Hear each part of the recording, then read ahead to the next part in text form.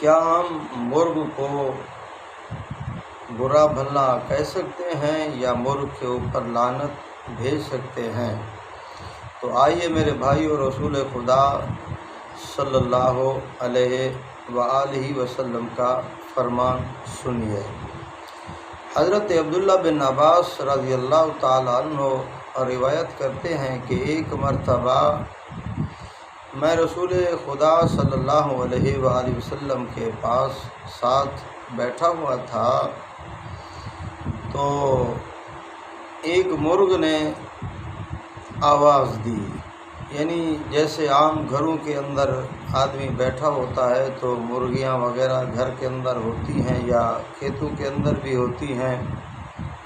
ساتھ جہاں گھر ہوتے ہیں، تو رسول خدا صلی اللہ علیہ وآلہ وسلم کے پاس اس نے آ کر آواز نکالی۔ تو ایک آدمی وہاں موجود تھا، تو اس آدمی نے اس مرغ کے اوپر لعنت بھیجی۔ وہ آدمی بول پڑا اور کہنے لگا، اے اللہ اس مرغ پر لعنت بھیج۔ تو رسول خدا صلی اللہ علیہ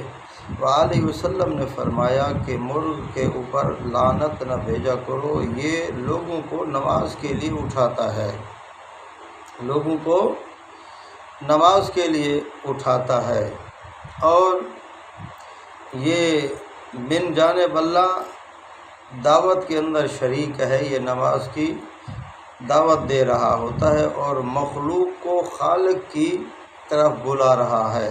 لہذا داعیے الی اللہ کو برا بھلا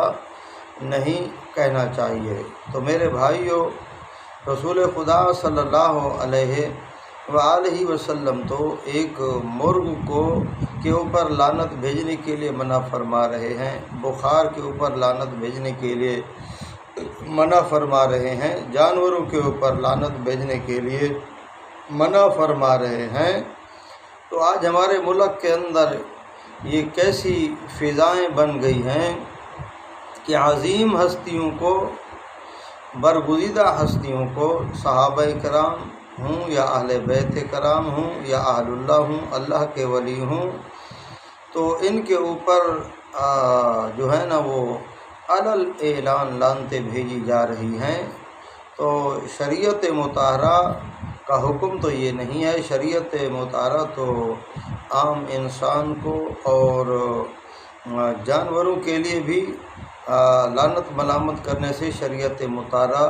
روک رہی ہے۔ تو میرے بھائیو،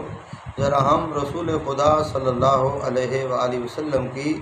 تعلیمات پر عمل کریں، رسول خدا صلی اللہ علیہ وآلہ وسلم کے